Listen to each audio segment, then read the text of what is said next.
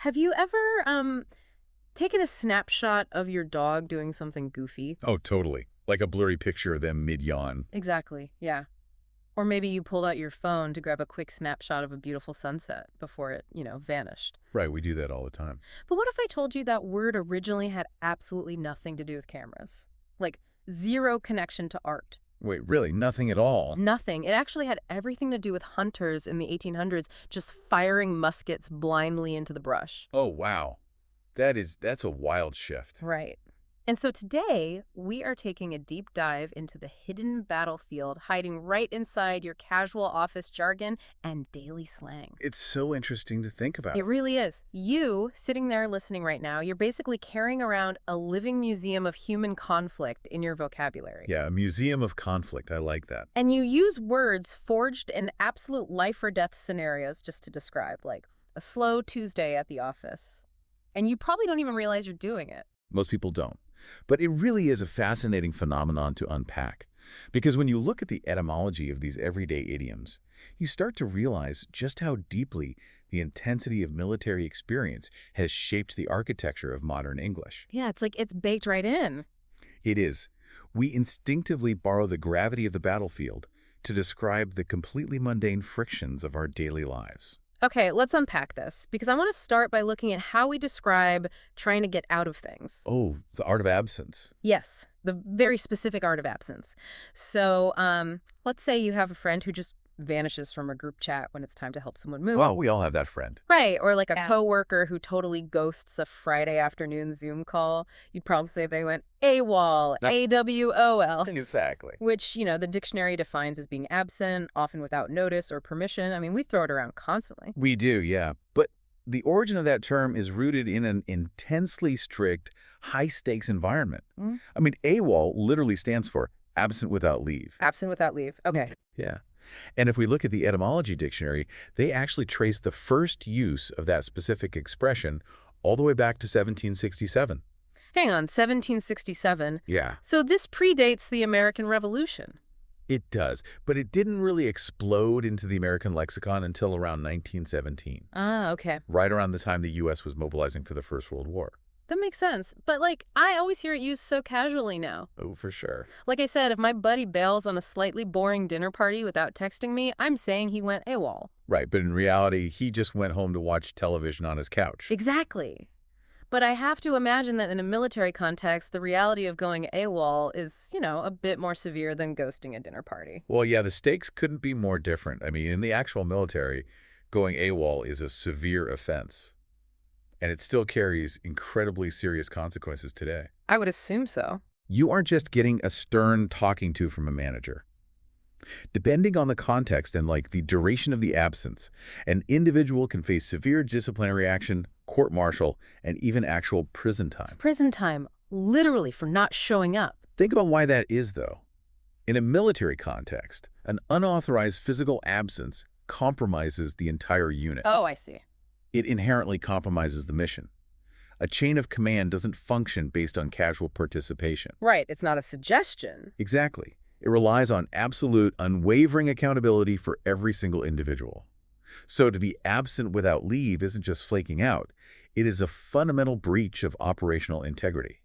If the person next to you isn't there when the firing starts, people lose their lives. Wow, that is a wild juxtaposition. We are taking a concept that carries the threat of federal prison time and applying it to someone who, just didn't want to reply to a Slack message. Yeah, it's a bit of a stretch when you put it that way. But I guess physical absence is only one way to avoid something, right?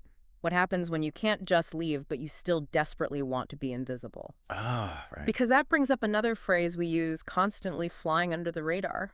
This is a perfect example of military technology entirely rewriting our language. I mean, today we think of radar as just a standard noun. Right. But it actually began as a highly classified acronym during World War II. It stands for radio detection and ranging. Wait, really? Radio detection and ranging? Yep. I honestly always assumed radar was just, a slick corporate invention, like the word synergy. Like a buzzword? Yeah, something coined by a 1950s marketing team or something. I had absolutely no idea it was an acronym. Well, most people don't realize that. Yeah. It was actually first developed and used in the United Kingdom as a critical technological defense system. Okay, so during the war. Yeah, during the early days of WWII, Yeah. they needed a way to track incoming German planes that were traveling across the channel to bomb Britain. Cool. Radar was literally a way to bounce radio waves off metallic objects in the sky. So it allowed them to see this invisible, deadly threat approaching before it ever reached the coastline. Okay, so you have this incredibly high-stakes, cutting-edge World War II technology. Really high stakes. And its entire purpose is to spot deadly bombers before they can drop their payloads and level cities. Right. How does a term born from dodging literal WWII bombers become a metaphor for me trying not to make eye contact with my manager by the water cooler? It seems disconnected, doesn't it? It feels like an incredibly massive leap. Well, what's fascinating here is the specific nuance of the phrase. You see, under the radar doesn't just mean you happen to be low profile by accident. Okay. The phrase specifically implies that you are operating intentionally to avoid detection. You are taking active, deliberate measures to hide. You're trying not to be seen. Exactly. Yeah. During WWII, when a pilot flew under the radar, they were making a conscious choice to drop their altitude drastically. Oh, I see. They were hugging the terrain, flying dangerously close to the ground, risking a horrific crash just to stay below the scanning line of the radio waves bouncing off their fuselage. So they were actively evading the system. Precisely. They were doing something incredibly dangerous just to remain invisible. And human psychology, well, it loves to borrow those high-stakes metaphors to validate our own internal anxieties. That makes a lot of sense. Right. Your boss is obviously not an enemy combatant tracking you with radio waves. Hopefully not. But the anxiety of being scrutinized or the fear of being handed a massive weekend project, it triggers a very real desire for evasion in your brain. Oh, totally. Your nervous system feels a threat. So we intuitively borrow the language of a fighter pilot dropping below the tree line to describe keeping our head down in a cubicle. We borrow the intensity of the battlefield to match how we feel on the inside, even if our outside reality is just a Tuesday staff meeting. Exactly. Well put. That makes so much sense. But evasion only works for so long, right? Unfortunately, yes. You can't fly under the radar forever. Eventually, you have to face the music, and the stress is just head-on. Which kind of brings us out of the high-tech airspace of WWII and drops us straight down into the mud and the absolute physical grit of World War I. And this is where the language we've inherited gets incredibly visceral. The contrast between the origin and the modern usage is staggering here. So true. The phrase we use all the time is being in the trenches. Yes. Now, obviously, trenches, as in digging a ditch to hide in, have been used in military conflicts for hundreds of years. Right. They weren't new. But trench warfare completely defined World War I in a way the world had just never seen before. It really did. Trench warfare in WWI was an unprecedented scale of static, grinding, agonizing conflict. I mean, millions of troops were stationed in these opposing trenches. It's hard to even picture. It is. They were essentially massive fortified ditches dug directly into the ruined earth of the battlefield. The soldiers lived there, they fought there, and they died there, often in completely horrifying conditions. Just terrible. We are talking about waist-deep mud, rampant disease, rat infestations, and the psychological torture of constant, deafening artillery fire. It is the absolute definition of a nightmare scenario, a prolonged physical hell. It really was. Now let's contrast that horrific historical reality with the modern Cambridge Dictionary definition of the phrase in the trenches. Oh boy. The dictionary defines it today as working in the most active and difficult parts of a job or business. It is a profound, almost comical sanitation of the original meaning. It really is. Just think about the dramatic irony of this. You have someone sitting in a Herman Miller ergonomic chair in a climate-controlled office, sipping an iced matcha latte, complaining to their coworker about how they are really in the trenches today just because they have to answer 80 emails before their lunch break. Right. It borders on absurd. Totally absurd. We have completely repurposed this extreme, horrifying physical conflict to describe entirely non-physical white-collar stress. Why do we do that? Because it points to exactly how the human brain processes difficulty and overwhelm. Okay, how so? Well, when you are overwhelmed at work, you literally feel bogged down. You feel like you are taking incoming fire from all directions. Oh. like everything coming at you at once. Yeah, the emails are pinging, the Slack messages are popping up, your phone is ringing, you feel trapped in a defensive posture, unable to move forward. Or stuck. Exactly. Your adrenal system is firing as if you were under attack. So, while the physical reality of a modern office worker is thousands of miles away from a WWI soldier, the emotional resonance of feeling pinned down, trapped, and engaged in a grueling, drawn-out struggle makes In the Trenches feel deeply appropriate to the person experiencing the stress. They are just articulating their internal exhaustion. Exactly. That defensive posture idea makes perfect sense, because the reality of WWI was that most of the fighting, most of that grueling survival, happened inside those trenches, right? Yes, mostly static defense. Shooting from those fortified, sunken positions. But you couldn't stay in the defensive posture forever? No, eventually orders change. Which leads us directly to the second WWI phrase on our journey. And this one is about explicitly leaving that safety. The phrase is going over the top. And this is where the historical context gets incredibly grim. Yeah. Today, going over the top means something is, a bit much. But historically, it was an explicit, terrifying command. Soldiers were ordered by their commanding officers to literally climb up the wooden ladders, leave the relative safety of the trenches, and run out into the open battlefield, which was known as no man's land. Just running directly into opposing machine gun fire. Exactly. They were fully exposed. It was a tactical action that was extremely risky, and, as historical records emphasize, it routinely led to massive, staggering fatalities. I can't even imagine. When a soldier heard the whistle blow to go over the top, they were facing almost certain death. It was the ultimate terrifying extreme of human endurance. I am having a really hard time squaring that historical reality with how I hear people use that phrase today. I don't blame you. I mean, we use it to describe like a sequin jacket or someone's flashy personality or a crazy action sequence in a summer blockbuster movie. We literally walk out of theater and say, oh, the special effects in that movie were totally over the top. We say it all the time. How does a phrase born in a moment of near certain death become a casual critique of a Hollywood movie? Well, if we connect this to the bigger picture and look at the sociology of language, it tells us something profound about how society metabolizes trauma over generations. Okay, what do you mean? A phrase that originally signaled a literal life or death charge into enemy fire has simply been sanded down by time. As the generations who actually experience the horror pass away, the words lose their lethality. They lose the sting. Exactly. They detach from the blood and the mud. Now, the phrase has been softened to simply mean that an action, an outfit, or a situation is just too much. It exceeds the normal boundaries of expectation. The extreme violence has just been replaced by extreme exaggeration. Wow. It's wild how time just smooths out the edges of these terrifying realities until they're safe enough to use in casual conversation at a cocktail party.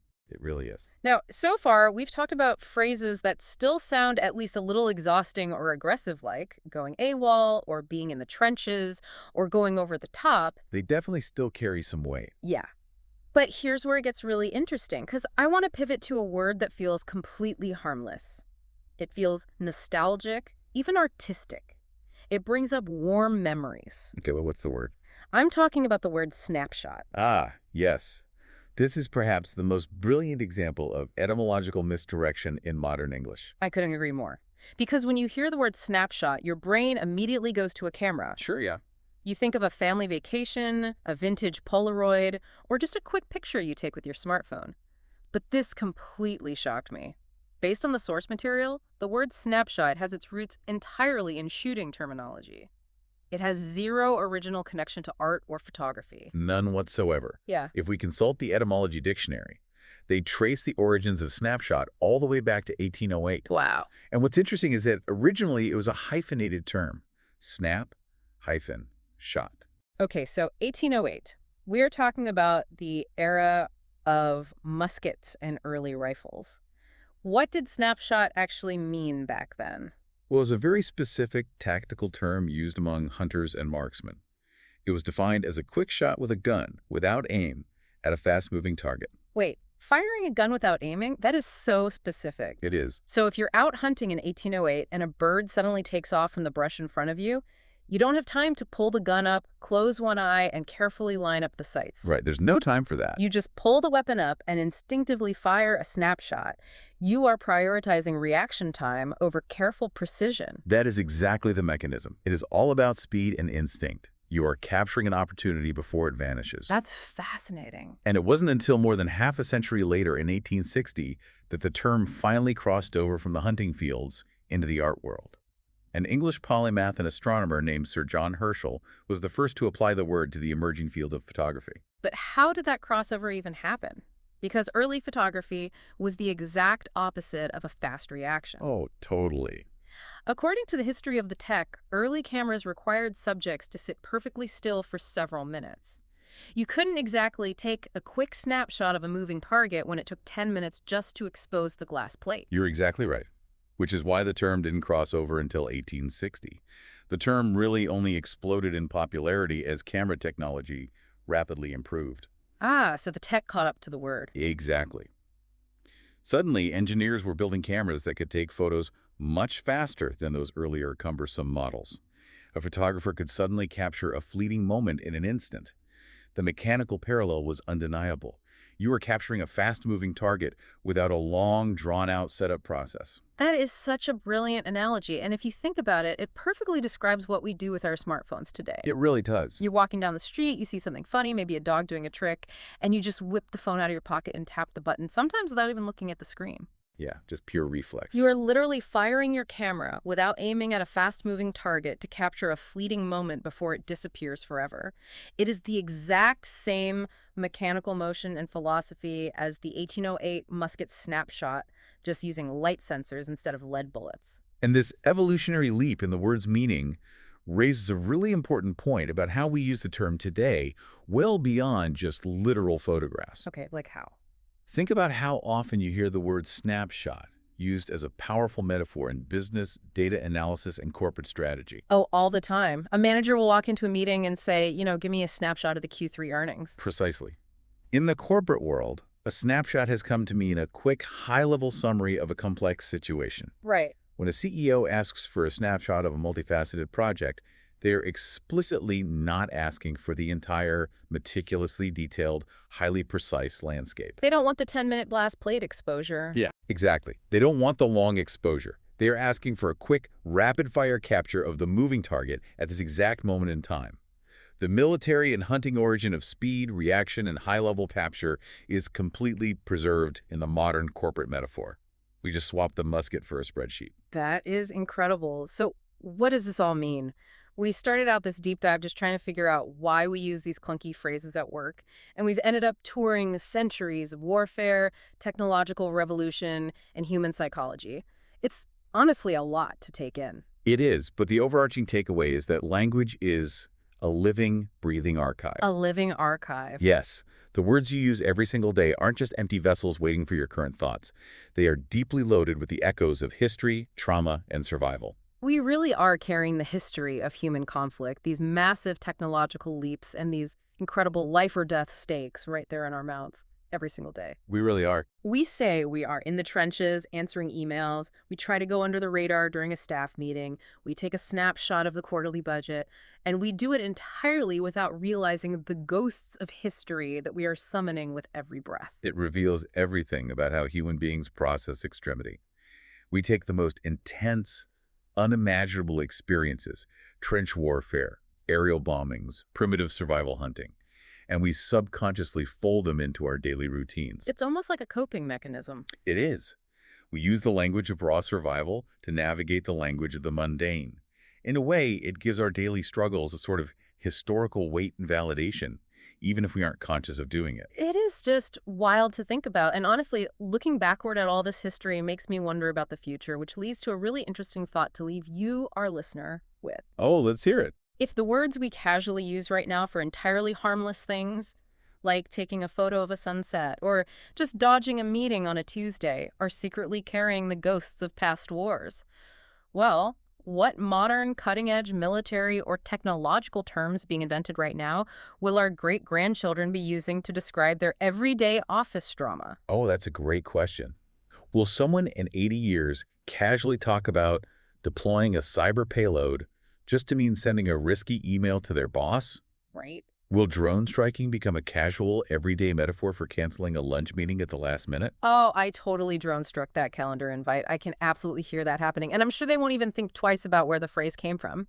It is a fascinating thing to mull over the next time you're sitting in a meeting, just trying to fly under the radar.